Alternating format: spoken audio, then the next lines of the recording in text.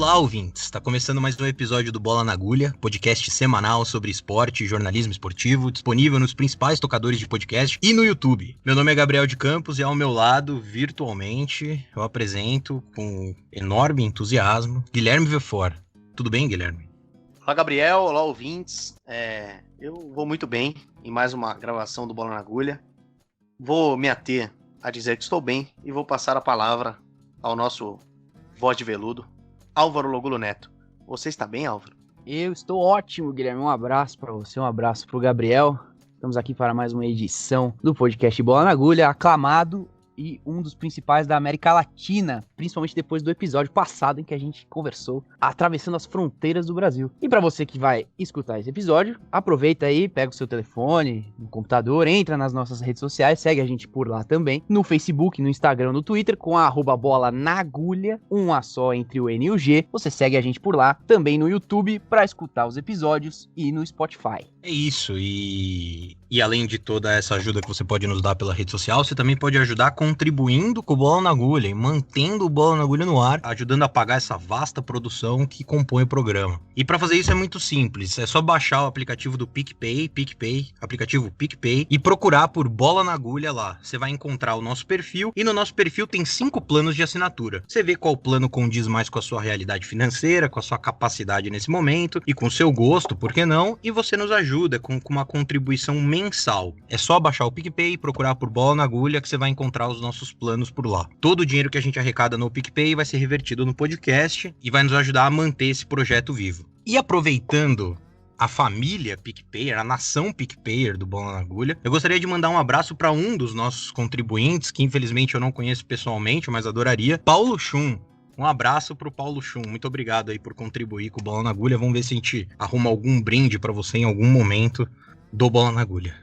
E já que o momento é de abraços, eu também queria deixar aqui um abraço para duas figuras aí que sempre estão aí acompanhando, fazem parte com muito orgulho da nação agulheira. Mandar um abraço aí pro Gustavo Duarte, também conhecido como Prof. Gans, e pro Luiz Gustavo Mid, conhecido como Lugo, que sempre tá ali comentando nossas postagens no Twitter e agora tá entrando aí numa nova empreitada que é aprender a tocar cavaquinho. Um abraço aí pro Lugo. Olha só. Não, e o Gabriel falou sobre a nação PicPayer, que já é gigantesca, então eu não sei se vai dar pra ficar dando brinde, não. A gente vai ter que fazer um sorteio com todo mundo que tá nos ajudando por lá. E já que vocês mandaram um monte de abraço, já virou bagunça, né? Claramente, 2 ou 3 episódios, o Gabriel já cedeu completamente. Mas, vocês virou bagunça, mas vocês mandaram um abraço só para homens. Então eu vou fazer aqui o papel de mandar um abraço para a nossa última seguidora lá no Twitter, que é a Maria José Borges Silva. Um abraço para você, Maria José, que seguiu a gente lá no Twitter. Você que tá aí escutando também pode seguir a gente. O Bola na Agulha já passou de 1.300 seguidores por lá, viu? Uma nação gigante também, assim como a do PicPay.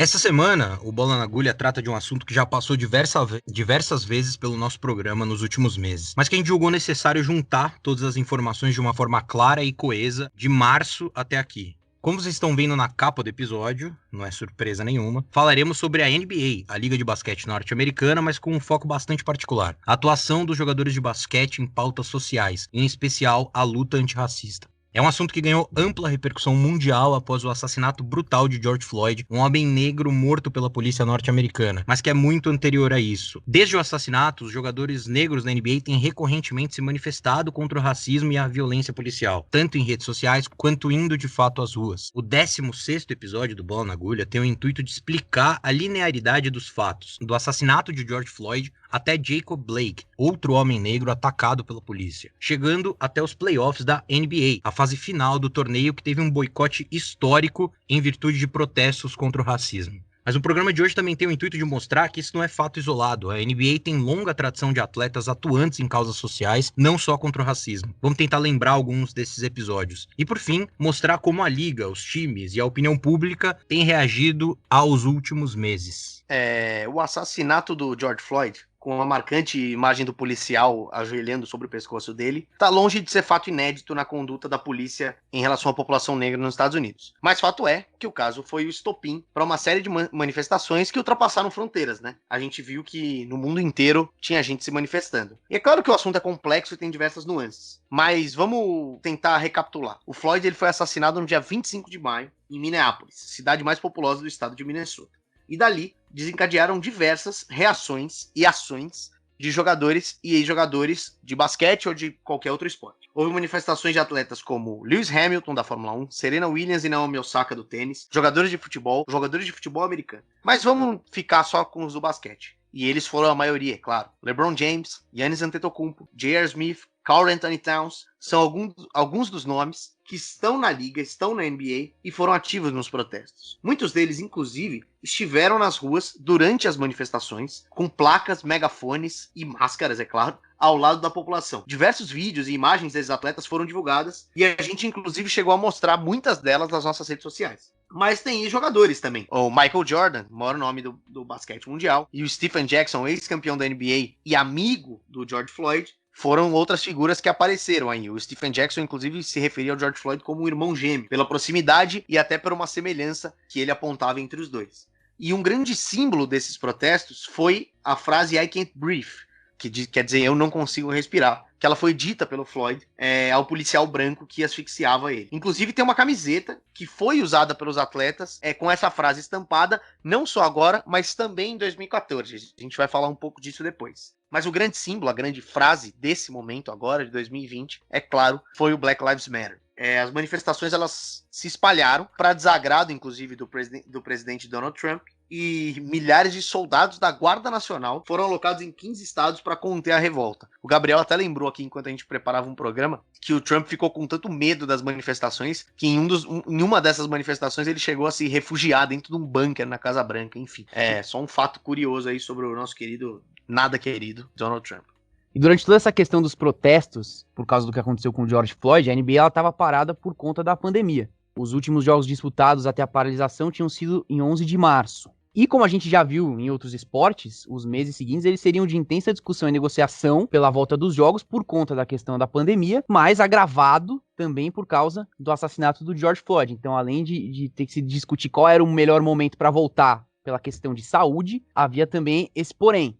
A Associação Nacional dos Jogadores ela fez uma exigência à NBA. Ela só voltaria com os jogos do campeonato se o término do torneio fosse mais que apenas um compromisso esportivo. Os jogadores eles queriam espaços para mensagens sociais. Inclusive tem um coletivo de jogadores que era contrário ao retorno da temporada da NBA nessas circunstâncias. Eles acreditavam que voltar com a NBA ia tirar o foco das manifestações antirracistas que estavam acontecendo por todo o território dos Estados Unidos. A NBA precisou então garantir que ia ajudar no apoio pela equidade social, que ia permitir que os jogadores se manifestassem para que eles pudessem retornar aos jogos. Só que a NBA, obviamente, não conseguiu cumprir com todos os pedidos desses jogadores. Um deles, por exemplo, o da liga garantia a contratação de mais técnicos e dirigentes negros. A NBA é uma liga predominantemente jogada por atletas negros, mas nos cargos de chefia, até nos cargos de técnicos mesmo, o número de negros é muito inferior. A NBA não conseguiu concretizar isso, mas tentou fazer algumas mudanças menores. A gente viu as quadras montadas para o retorno dos jogos, onde tinham inscrições com o Black Lives Matter, outras mensagens também nas quadras. Muitos jogadores utilizando suas camisas sem os seus nomes.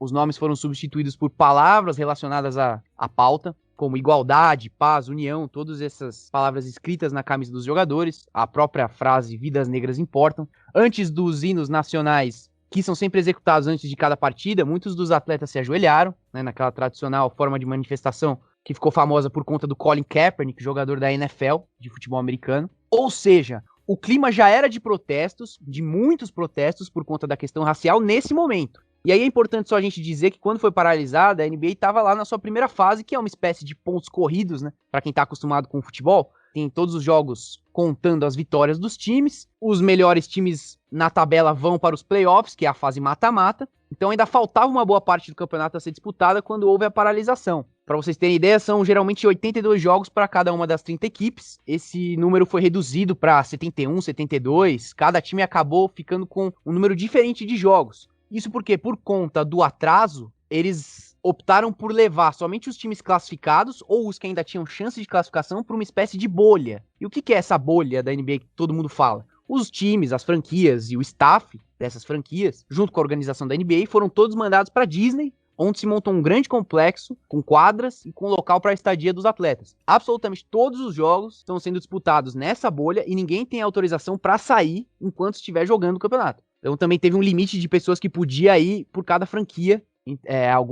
Algumas pessoas ficaram de fora, inclusive os mascotes dos times, que são sempre são uma atração à parte dos jogos. Esses aí vocês acabaram não vendo nessa nova configuração da NBA. Muito também porque não tem nem torcida para os caras ficar animando alguém no ginásio. Mas enfim, voltando, em julho foi quando esses times que ainda estavam vivos no campeonato foram pro confinamento. Depois de algumas semanas de treino e jogos treino, a NBA foi retomada de fato no dia 30 de julho. E como outros esportes que a gente já viu por aí, o próprio futebol aqui no Brasil, a volta ela foi cheia de protocolos, envolvendo exames diários nos atletas, relatórios com o resultado desses exames e uma série de medidas em caso de contaminação. A NBA então caminhou para a disputa dos playoffs. Aconteceu o final da temporada regular, que é essa primeira parte, e os playoffs, que é a fase mata-mata, começou em 15 de agosto. Diferentemente do que aconteceu antes, a fase mata-mata não foi alterada durante esses jogos na bolha. Continuaram-se as séries de 7 jogos entre os times, em que são necessárias 4 vitórias para avançar. A diferença agora é que não tem mais mando, né? O mando é só uma questão simbólica, um mando de quadra, porque é tudo acontecendo na mesma quadra, sem torcida, e até com a pintura das quadras não sendo específicas de cada time. Isso, só que 8 dias depois do início da pós-temporada, no dia 23 de agosto, um outro episódio determinante aconteceu. Jacob Blake, cidadão negro norte-americano, foi atingido por 4 de 7 tiros disparados pelas costas pelo policial Rustin Chesky. Para quem não se lembra, o incidente ocorreu em Kenosha, Wisconsin, enquanto policiais tentavam prender Blake. Ele foi baleado ao entrar em seu carro após certa confusão na frente dos 3 filhos. As imagens divulgadas chocaram o mundo. A polícia respondeu a uma ligação para o 911, o 190 aqui do Brasil, sobre um incidente doméstico, por volta das 5 da tarde. A pessoa que ligou disse que Blake não deveria estar lá e que ele pegou as chaves da casa e se recusou a devolvê-las. Blake tinha um mandado de prisão baseado em acusações de agressão sexual de terceiro grau, invasão de propriedade, conduta desordeira em conexão com violência doméstica, e os policiais que atenderam o chamado sabiam disso, claro. De acordo com algumas testemunhas, Blake estava tentando intervir entre uma briga de 2 mulheres que discutiam quando a polícia chegou. Evidentemente que nada disso legitima uma violência por parte do Estado como essa que foi executada contra o Blake, de forma nenhuma. Já a polícia dava a versão de que Blake resistiu à prisão, se negou a largar uma faca e que lutou violentamente contra os policiais que estavam armados. O que a gente sabe é que ele levou os 4 tiros e foi imediatamente levado de avião para um hospital em Wisconsin mesmo. Seu pai anunciou em 25 de agosto, 2 dias depois, que Blake estava paralisado da cintura para baixo. Ele também sofreu um ferimento à bala em um braço e danos no estômago, rins e fígado, além de ter que remover a maior parte do seu colo e intestino delgado. Foi o estopim de novos protestos entre jogadores da NBA, protestos históricos dessa vez. Blake foi atacado no estado de Wisconsin, como dissemos, o mesmo de um dos times da NBA que disputava os playoffs, o Milwaukee Bucks. No dia seguinte ao ataque, dia 24 de agosto, o Bucks entraria em quadra contra o Orlando Magic. Só que diante do ocorrido, os jogadores da equipe resolveram boicotar a partida. Não saíram do vestiários e acabaram respaldados, não só pela equipe rival, como pelos árbitros. E não só isso, o boicote gerou um efeito dominó, e os duelos entre Houston Rockets e Oklahoma City Thunder, e entre Los Angeles Lakers e Portland Trail Blazers, também não aconteceram. A NBA ainda tentou esboçar uma conversa no vestiário do Bucks para tentar reverter a decisão, mas, percebendo a dimensão da situação, optou por recuar e anunciou o adiamento de todas essas partidas, sem data de reposição definida. Isso realmente é algo sem precedentes na história. Interrupção forçada pelos próprios atletas por conta de uma questão extra-NBA, política, social, no meio dos playoffs, isso nunca aconteceu. Para encontrar algo que pareça minimamente, é preciso voltar a 1961, quando Bill Russell, um dos melhores jogadores da história, e vários companheiros negros do Boston Celtics se recusaram a jogar uma partida de pré-temporada, não é playoffs, pré-temporada, em Lexington, no Kentucky, que não é lá um estado muito agradável, por não terem sido atendidos em um restaurante por serem negros. E a gente já vai aprofundar um pouco mais essa questão histórica da liga. Mas fato é que o caso do Jacob Blake, ele também teve influência em outros esportes. Como a gente até comentou no começo, no Masters 1000 de Cincinnati, na Major League Baseball, a Liga de Beisebol dos Estados Unidos, na MLS, que é a Liga de Futebol dos Estados Unidos, alguns jogos foram suspensos. Mas tudo isso começou na NBA. Foram 3 dias sem basquete e muita negociação. A primeira parte dessas negociações foi na própria noite do boicote. todas as equipes se reuniram no Walt Disney World para definir suas posições sobre o futuro dos playoffs, que terminam em meados de outubro. Na reunião, os dois times de Los Angeles, os Lakers e os Clippers, grandes candidatos ao título dessa temporada, foram os únicos que votaram pelo boicote para o resto da competição. O LeBron James, do Los Angeles Lakers, inclusive saiu antes do final da reunião, assim como o Kawhi Leonard, que é o grande jogador do Los Angeles Clippers. A princípio eles foram contrariados, mas depois eles acabaram mudando de opinião. E aqui vale ressaltar, né? Como eu disse agora, o LeBron James é considerado talvez o grande jogador de basquete desse tempo, dessa década. E ele cobrou mais participação e mais ações práticas dos donos das franquias nessa questão da violência policial, tanto nos tiros contra o Jacob Blake, como no assassinato do George Floyd. Lá atrás, em julho, inclusive, ele deu uma entrevista interessante, na qual ele pontuou que o Black Lives Matter não é um movimento para a comunidade negra, e sim um estilo de vida, porque justamente é algo para a vida toda, não é só algo esporádico. E não é de hoje que o LeBron James tem envolvimento com questões sociais e raciais. Desde o início da carreira, ele tem vários projetos financiados. Ele construiu uma escola na cidade natal dele, ele financia inúmeros projetos para crianças negras, pobres nos Estados Unidos, e ele sempre deu declarações quando as circunstâncias pediam, né? Inclusive, ele já protagonizou alguns momentos e algumas discussões com o presidente Donald Trump. Mas voltando para os recentes acontecimentos, depois dessa reunião de quarta-feira, os jogadores eles decidiram marcar uma nova conversa na manhã do dia seguinte, coincidindo com uma conferência convocada pelo comissário da NBA, Adam Silver, com os proprietários das equipes. O comissário da NBA, para explicar em linhas gerais, é o presidente da liga, é o cara que comanda toda a liga e que media as relações entre as franquias e entre os jogadores. Nessa nova reunião entre os jogadores, que aconteceu na quinta-feira, os atletas, a Associação de Atletas e a Liga, eles se uniram pela volta dos jogos no dia 27, sábado, após quarta, quinta e sexta, como a gente disse, sem jogos. Os jogadores eles entenderam que a paralisação foi produtiva e que cumpriu o seu papel, de usar a competição e os seus microfones para defender causas consideradas justas. Outra questão que pesou foi, claro, e como sempre, né, a econômica, uma vez que a interrupção definitiva do torneio causaria danos financeiros severos para uma liga que já sofreu alguns percalços, já teve alguns obstáculos econômicos na atual temporada. Já os jogadores dos Bucks, eles participaram de uma chamada de vídeo com o vice-governador de Wisconsin, o Mandela Barnes, e com o procurador-geral do estado, Josh Cole, cobrando providências legislativas e punições ao policial que atirou em Jacob Blake. O elenco, inclusive, fez um pronunciamento coletivo de frente para as câmeras, relatando as demandas que tinham apresentado nessa reunião. E assim como aconteceu antes, no retorno da NBA lá em julho, agora, nesse novo retorno após o boicote, muitas outras exigências por parte dos jogadores foram feitas à NBA. E aí o que a liga diz é que foi estabelecido entre ambos o que ela chamou de Pacto pela Justiça Social. O primeiro dos pedidos foi que a NBA tomasse medidas enfáticas no combate ao racismo estrutural no país, em especial a polícia. Não só ajuda financeira, mas que se empenhasse em campanhas de conscientização e que atuassem, de fato, institucionalmente contra o racismo no país. Os atletas também demonstraram apoio a um projeto de lei que tramita no Senado dos Estados Unidos. Foi um projeto de lei que foi apelidado de Lei George Floyd e que prega uma reforma intensa nos departamentos policiais do país, principalmente quanto à punição para ataques contra populações não brancas e abuso de poder. Além disso, também foi combinado que a liga trabalhará com atletas e parceiros da liga para criar e incluir anúncios nos jogos dos playoffs da NBA, dedicados a estimular e promover o maior engajamento cívico nas eleições nacionais e locais, ou seja, incentivar as pessoas a mostrarem as suas preferências nas urnas. Isso porque a eleição para presidente dos Estados Unidos vai acontecer um mês após a NBA. Então existe essa campanha forte também pelo voto no país que, como a gente sabe, não é obrigatório. E aí o que eles vão fazer em todas as cidades onde tem franquias da NBA, os administradores vão trabalhar com as autoridades eleitorais para disponibilizar as instalações como local de votação. As arenas da NBA vão deixar por um instante de abrigar os jogos para virar local de votação. E isso, de acordo com os jogadores e com a liga, vai permitir uma opção de voto seguro, principalmente para as comunidades mais carentes e vulneráveis à Covid-19.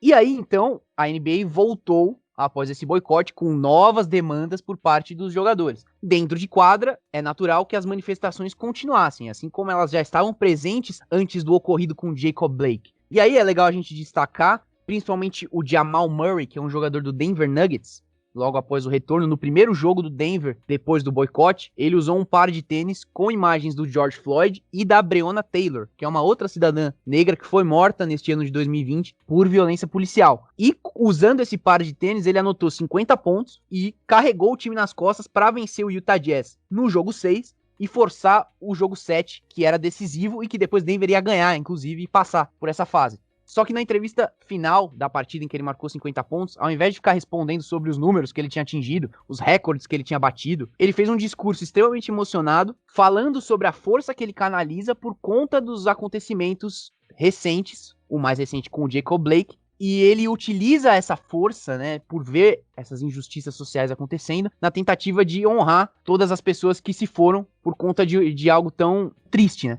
E, inclusive, ele disse que ele vai continuar lutando, que essa luta é pra sempre, e que ele sempre vai encontrar forças pra seguir na luta. E não foi só ele, a gente viu outros jogadores prestando homenagens, mas não só jogadores também. Isso porque jornalistas também se destacaram em manifestações. Um exemplo é a Zora Stephenson, da Fox Sports, que é uma repórter negra que estava na quadra no primeiro jogo boicotado e fez também um discurso bastante emocionado sobre o orgulho pelo que o Milwaukee Bucks estava abrindo mão em prol da mudança, em prol de algum tipo de resposta. Já o bicampeão da NBA e atual comentarista da TNT, Kenny Smith, deixou um programa da emissora no ar em apoio às ações dos jogadores, como que replicando o boicote. E ele também, na ocasião, disse que não estava em condições emocionais de desempenhar suas funções naquele momento. Mas a repercussão não se limitou às quadras da bolha da Disney. Não ficou restrita a jogadores, jornalistas, ex-jogadores. Claro que teve muita gente que endossou o boicote. Já falamos aqui da repercussão em outros esportes. Por isso vale chamar a atenção para quem, digamos assim, não concordou muito com tudo isso. A começar por um cidadão que sempre gosta de tumultuar quando as pautas são sociais, políticas, principalmente nos esportes, principalmente na NBA, e que tem um cabelo amarelo. Vocês já devem saber de quem eu tô falando. Claro, é ele, o menino Donald, que criticou o boicote com as seguintes palavras, abre aspas para Donald Trump. Não sei muito sobre os protestos da NBA. Sei que sua audiência tem sido muito ruim porque acho que as pessoas estão um pouco cansadas da NBA. Eles se tornaram uma organização política e isso não é bom, fecha aspas. É curioso que esse é um argumento recorrente do Trump. Sempre que acontece alguma coisa que ele não gosta nos esportes, ele puxa a planilha dele do Ibope e começa a apontar o dedo e fala, isso aqui tá caindo a audiência. E ele culpa as manifestações políticas, antirracistas e por aí vai para essa suposta queda de audiência que na verdade nem se comprova. A gente falou sobre isso no episódio em que a gente tratou da NASCAR. Ele usou exatamente o mesmo argumento à época, um argumento que acabou por se transformar ou por se revelar uma fake news, que ele também tem um apreço bastante interessante. Mas não foi só o Trump que se mobilizou aí, também teve o genro dele, né, que compõe toda essa turma, o glorioso Jared Kushner, que além de genro é conselheiro do Trump, ironizou os protestos dos jogadores de basquete da NBA. Abre aspas pro menino Kushner. Eles podem se dar ao luxo de tirar, sabe, uma noite de folga do trabalho. Acho bonito que estejam defendendo uma causa, mas gostaria de vê-los agir para encontrar uma solução concreta.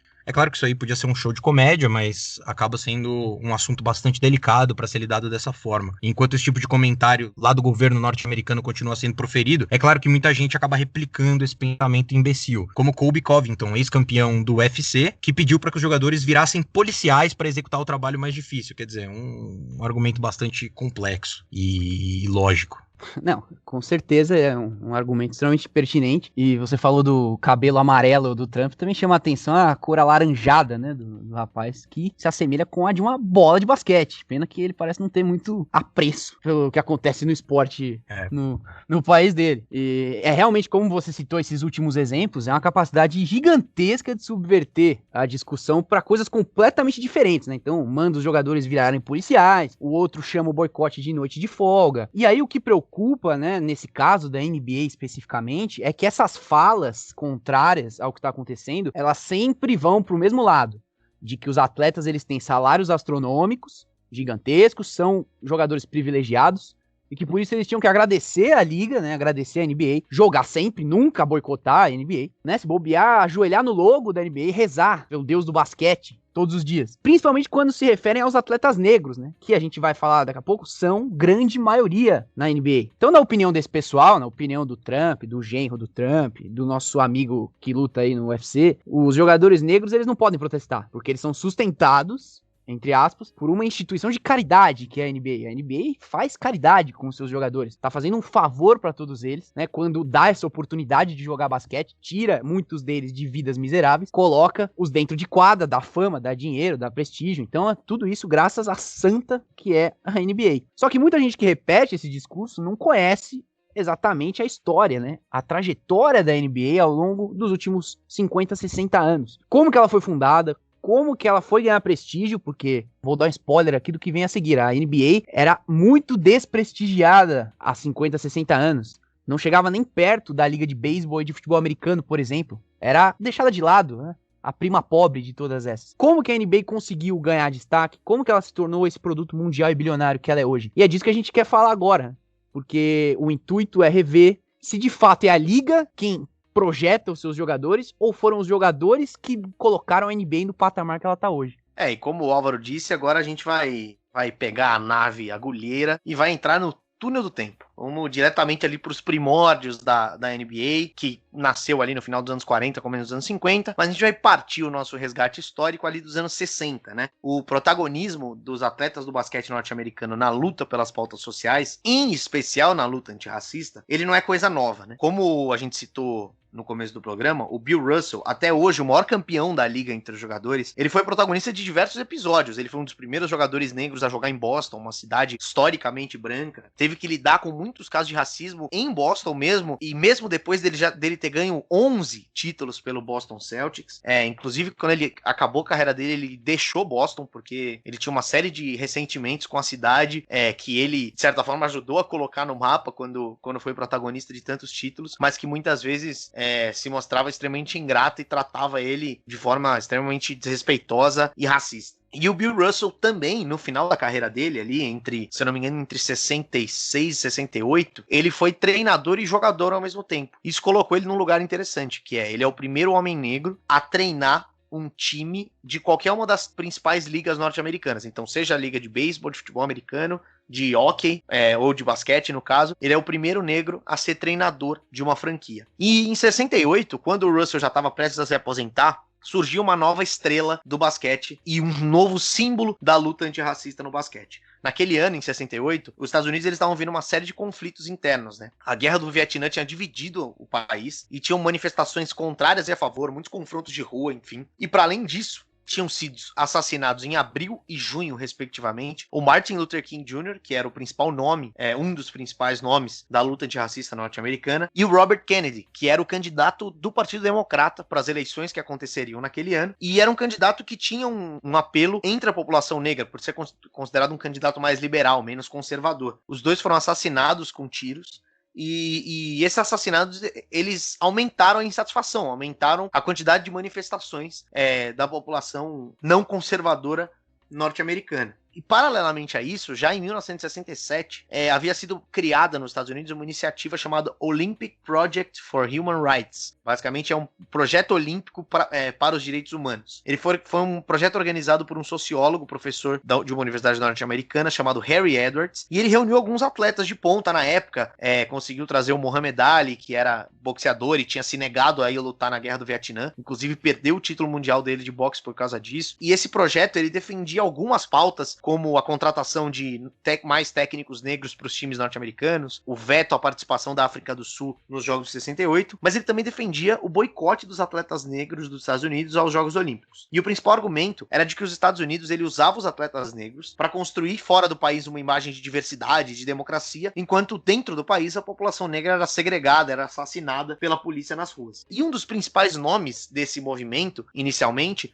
foi o Lou Alcindor, que à época era a maior estrela do basquete universitário do país. E isso nos Estados Unidos quer dizer muita coisa. Lá o basquete universitário é um dos produtos mais rentáveis e mais vendidos, assim. É como se fosse uma versão júnior da NBA, mas que mobiliza muita gente, enche ginásio no país inteiro. E o movimento ele acabou perdendo um pouco de força mesmo. Se esperava um alto número de boicotes, mas não aconteceu. Eles não conseguiram mobilizar muita gente. E muita gente acabou indo para os Jogos Olímpicos. Mas ainda assim, os Jogos eles ficaram marcados por protesto de atletas negros. Tem uma foto bastante famosa famosa, que inclusive tá no nosso Instagram, que é dos velocistas Tommy Smith e John Carlos, norte-americanos, fazendo o gesto do punho cerrado erguido no pódio, com a luva preta, que era o símbolo da luta antirracista dos Panteras Negras. Eles fizeram esse protesto no pódio das Olimpíadas, ao ganharem medalha no atletismo. Acontece que o Lew Alcindor, esse cara do basquete, ele recusou a convocação para defender a seleção dos Estados Unidos nos Jogos do México. Além das motivações políticas, ele também disse que tinha arrumado um trabalho de verão e que financeiramente para ele seria importante. Vale lembrar que naquela época o basquete não pagava salários astronômicos como paga hoje. E com esse trabalho ele não poderia estar nos jogos e nos treinamentos pré-Jogos Olímpicos. Fato é que essa recusa dele, por N motivos, ela foi muito simbólica. E a reação a esse gesto foi de muita aprovação, de muito apreço pela população negra, pelos ativistas contra a guerra do Vietnã, pelos ativistas antirracistas, enfim. E de rejeição, obviamente, entre a parcela mais conservadora.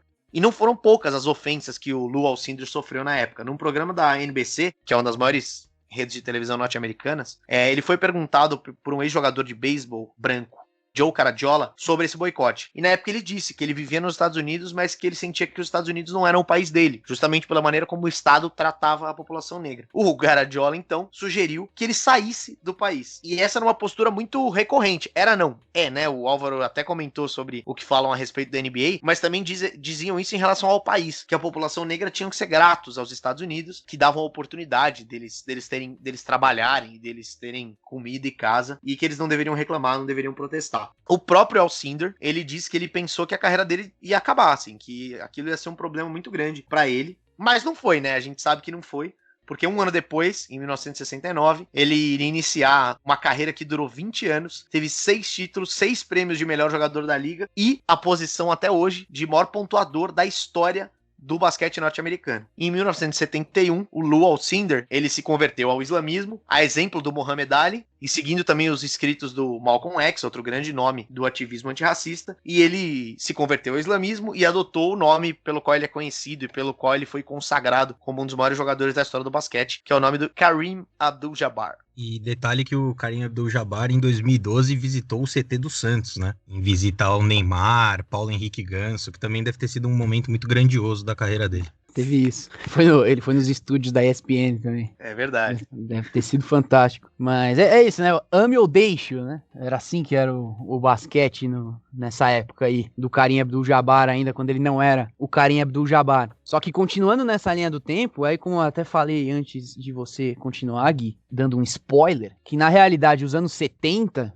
para a NBA foi um momento de perda de prestígio e audiência, assim, como eu já tinha falado, a NBA era escanteada se comparado às outras ligas nacionais do país. Então a MLB de beisebol, que dava mais audiência, mais gente nos estádios, a própria NFL também, com a chegada do Super Bowl durante a década de 60, enfim. Foi um momento difícil para a NBA, que teria uma virada brusca nos anos 80, a década que marca a ressurreição da liga. E aí são vários fatores, tem a chegada de astros, né, astros assim, que uma geração que não acontece toda hora, Magic Johnson, Larry Bird, o Michael Jordan, claro. Mas assim, principalmente aí, não dá pra deixar de dizer, de uma mudança de gestão, né, da forma de visualizar a liga, uma forma de vendê-la fora do país, de estruturar o seu marketing, enfim, é claro que a liga tem os seus méritos por reformular tudo isso. E aí até na figura do David Stern, que era um chefão antigo, né, o comissário antigo, que até faleceu no primeiro dia de 2020. Faleceu esse ano o David Stern, e ele é o símbolo dessa mudança, né, de como entender o produto NBA, e foi dessa forma que ele conseguiu o protagonismo. Mas no final das contas, é vendendo a imagem de quem que a NBA consegue essa grandeza? Dos jogadores, é óbvio que é. É disso que a gente fala, de que a NBA não sustenta ninguém, que a NBA não é uma casa de caridade para ajudar ninguém. Ela depende e muito do potencial desses jogadores.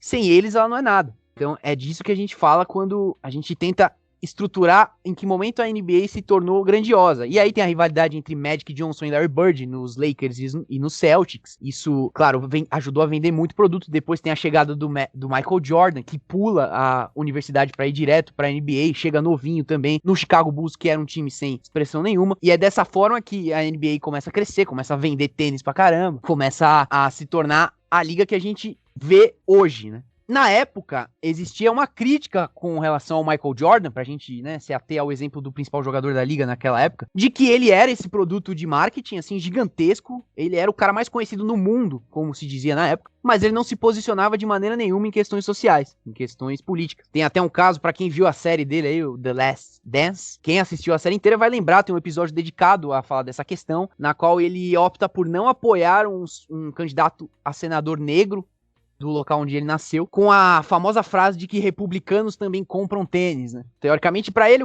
o que interessava era que quem compraria os produtos dele, não interessava brigar por questões que fossem fora do esporte. Mas se nessa época a gente tinha esse problema, o que a gente pode enxergar hoje é uma geração de jogadores na NBA bastante distinta desse padrão. Bem diferente a forma como essa nova geração se posiciona. E aí, o que quer dizer? Que se posiciona muito. E aí a gente pode começar a tentar traçar esse panorama a partir de 2014. 2014 foi um ano extremamente marcante para a NBA, porque foi quando essa atual geração de atletas de fato se consolidou no protagonismo de posicionamento político. A começar pelos playoffs dessa temporada de 2013-2014, que foi marcado por um momento que para muitos mudou a história da NBA e condicionou o que a gente está vivendo hoje. Durante a série entre Clippers e Golden State Warriors, nos playoffs, o site TMZ publicou áudios do Donald Sterling, que era à época o dono do Clippers, fazendo comentários racistas, né? Numa ligação, falando sobre que não queria os negros no seu ginásio, algo desse tipo. Ele dizia que tinha vergonha de aparecer ao lado de negros em seu Instagram, comentários desse teor. Ao ser questionado quanto ao fato de sua franquia ter diversos atletas negros, ele ainda dizia que dava apoio, comida e casa, que eles não tinham pelo que reclamar, e perguntou, quem faz o jogo, eu ou eles? Era esse o comportamento do Donald Sterling. E a resposta era óbvia, né? Óbvio que não era ele. Não é. Mas evidentemente que a reação ao áudio foi de imediata revolta por parte dos atletas. Os principais nomes da liga pediram providências imediatas ao comissário Adam Silver, que acabara de assumir a liga, a gente já falou dele, e os jogadores de Clippers e Warriors estiveram a ponto de se recusar a jogar pelo resto da temporada, mas acabaram não fazendo isso. No jogo 4, os jogadores dos Clippers entraram com as camisas viradas do avesso, em um gesto simbólico de insatisfação e protesto. E vale lembrar também que os Clippers eram, e são até hoje, treinados por Doc Rivers, um dos poucos técnicos negros da liga. E que Chris Paul, então grande craque dos Clippers, era o presidente da União dos Jogadores e representou os atletas nas negociações com a NBA. O pedido era de imediato afastamento de Sterling. No dia do jogo 5, em 29 de abril de 2014, Adam Silver deu um histórico discurso, no qual pediu desculpa em nome da NBA a diversos nomes que fizeram parte da luta antirracista na liga, como Bill Russell e Magic Johnson, e declarou o banimento de Sterling para sempre de qualquer tipo de relação com os Clippers ou com a NBA. Ao final do dia, o clima no Staples Center, o ginásio dos Clippers, era de celebração, com boa parte da plateia vestindo preto e o lema We Are One, somos todos um capítulo importante da história da NBA que estava sendo escrito naquele momento. No último mês de maio, Chris Paul, hoje jogando no Oklahoma City Thunder, lançou o documentário Black Ballad para contar essa história. 8 meses depois do We Are One, a frase lida em camisetas usadas por figuras como LeBron James e Kobe Bryant era I Can't Breathe. A frase foi dita por Eric Garner, cidadão negro norte-americano asfixiado até a morte por um policial de Nova York. A frase, as camisetas e as fotos foram retomadas recentemente após um assassinato com o mesmo caráter do George Floyd, como a gente já citou. À época, Adam Silver disse que nenhum atleta seria penalizado pelo uso das camisetas e que apoiava a possibilidade de os jogadores se posicionarem, mas que não era o ideal que eles utilizassem peças de roupa que não fossem da Adidas, fabricante dos materiais da NBA na época. Mas a conclusão que a gente chega para tudo isso é que é muito importante ressaltar que existe uma grande e numerosa geração de jogadores extremamente talentosos, extremamente dominantes e imperantes na liga de basquete dos Estados Unidos, que é de longe a mais importante do mundo, e sendo atuantes politicamente. É uma medida que talvez pelo número, pelo impacto e até pela força de potencialização das redes sociais seja sem precedente na história do esporte, não só na história do basquete. E resta agora a gente saber como que isso vai ecoar para além dessa temporada, que foi toda fragmentada por causa da pandemia, mas que repercutiu de forma bastante atuante e enfática na liga em si, nos dirigentes da liga, nos donos dos clubes, o que pode ser uma movimentação também bastante forte e talvez até inédita desse conjunto todo em prol de pautas sociais, raciais e por aí vai. E também Um fato interessante para vários outros esportes que recorrentemente proíbem e punem jogadores, atletas, treinadores e por aí vai, que se manifestam politicamente, socialmente, num espaço como o esporte que de maneira nenhuma poderia cercear esse tipo de manifestação. Eu posso só fazer um comentário que Pode. eu esqueci, eu prometi um número e acabei esquecendo de dar esse número, né, de que os jogadores negros, eles correspondem hoje a aproximadamente 75% da NBA. Se a gente for falar dos técnicos, esse número cai para 26,6%. São 8 dos 30 técnicos. Quando a gente fala de cargos de chefia, de cargos máximos de chefia, aí não precisa de estatística, não. Tem um dono de franquia negro, que é o Michael Jordan, e eu acho que esse é o principal fator pra gente ficar de olho nos próximos meses, né? Quais são as próximas condutas da NBA? A NBA, ela pintou seus ginásios, ela colocou as frases na camisa dos times, ela está, de certa forma, tentando entender as demandas dos jogadores e se unir a eles, porque, claro, não dá, até de um ponto de vista do bom senso dos caras, eles não podem se interpor a isso. Então, como que a NBA vai continuar lutando junto com os jogadores? De que maneira isso vai acontecer? Será que vai ser com a demanda que eles pediram de propiciar mais cargos para negros dentro das partes administrativas? Não sei. Isso é uma coisa que a gente pode ficar de olho para ver o que a NBA vai fazer de agora em diante. Exatamente, e só para finalizar mesmo, é claro que eu não vou ficar pedindo subversão com o pescoço alheio, mas fica claro pro basquete e para qualquer outro tipo de esporte que quem toca e quem sustenta o esporte são os jogadores. A partir do momento que eles precisam ou que eles se sentem no direito de fazer uma manifestação, qualquer argumento da liga que vá para esse caminho de não, mas vocês têm que agradecer a liga, ele é completamente balela.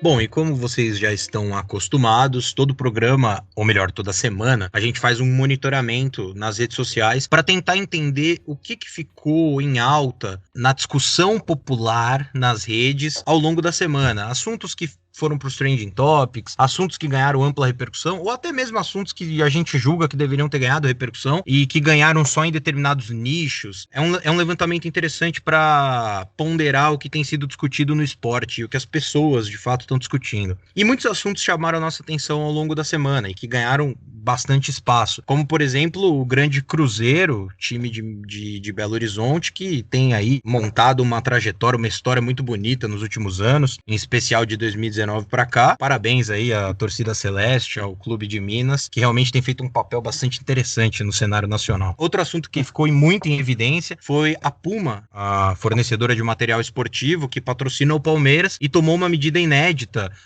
que é patrocinar todas as atletas, todas as jogadoras de futebol do Palmeiras, do time feminino, como patrocínios pessoais delas. Agora todas elas são patrocinadas pela Puma. Também teve o goleiro Bruno falando merda, como sempre, mas tem outros dois assuntos que realmente ganharam muita repercussão e que chamaram a nossa atenção. O primeiro deles é o atleta, o lutador iraniano, que foi condenado à morte no Irã por supostamente cometer crimes durante manifestações de rua, e isso gerou uma puta repercussão na comunidade do esporte. A Associação de Atletas, que conta com dezenas de milhares de atletas do mundo inteiro, estão ainda até agora tentando interceder pelo Navid Afkari, estão tentando inclusive recorrer ao COI, que é o Comitê Olímpico Internacional, para que essa execução não seja concluída. E caso ela seja, de fato, que o Irã seja expulso de toda e qualquer competição esportiva internacional. A execução estava marcada para quarta-feira, agora, no último dia 9, mas aparentemente não há notícia, não há registro de que ela tenha ocorrido. Inclusive, a Anistia Internacional teme que a execução tenha acontecido em segredo, uma vez que o Afkari, o lutador, ele tá preso no Irã e ninguém tem qualquer tipo de notícia.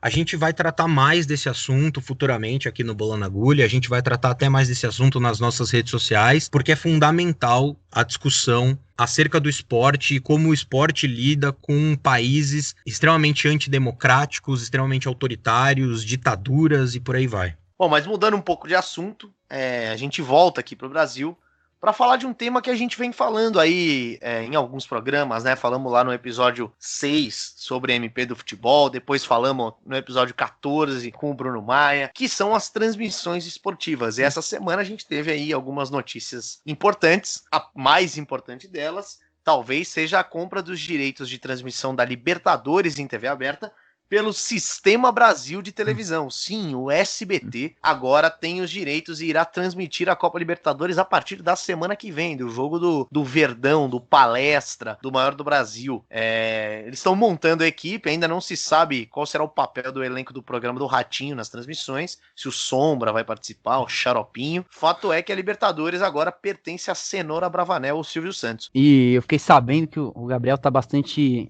ansioso pela dupla de narradores que eles estão montando lá no SBT, né? Sim, Theo José e André Henning, promete. Olha, então, E com comentários de Carlos Alberto, até do Alexandre Pato, vocês viram essa? O Pato talvez seja comentarista. Talvez ele encontre o seu lugar, né? Talvez ele encontre o seu lugar no futebol atualmente, seja desse lado de cá, né? Falando, já pensou ele comentando o jogo do São Paulo na Libertadores? Né? O que ele vai fazer? Ele vai xingar os caras? Mas, além do Brasil, tem uma outra boa notícia de um outro campeonato, um campeonato europeu, que vai voltar às telinhas por aqui, depois de 2 temporadas fantasmas. O campeonato italiano volta pra Band. Então, o famoso ditado bom filho a casa torna, também na Série A italiana. A Band que transmitiu o campeonato italiano lá nos anos 80, né? Foi o primeiro torneio internacional a cair no gosto dos brasileiros, né? Muitos jogadores brasileiros iam para a Itália, e quando ele era transmitido por aqui, sempre bombava na audiência.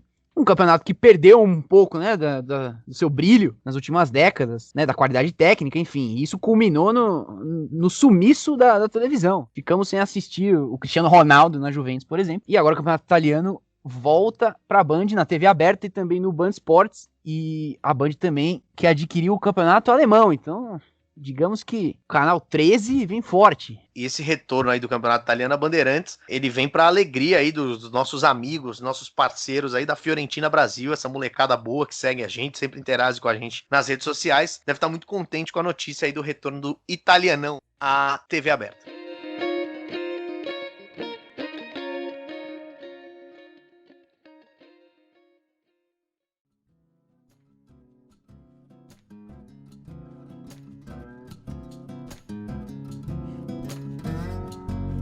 E é isso. Depois dessa chuva de informação do bloco do Twitter, para alegrar qualquer pessoa que escuta o programa, o Bola na Agulha, a 16ª edição dessa segunda temporada do Bola na Agulha vai ficando por aqui. Agradecer a participação do Guilherme e do Álvaro, que sempre abrilhantam o programa. Então, para evitar qualquer tipo de crítica, um abraço, Álvaro. Até semana que vem.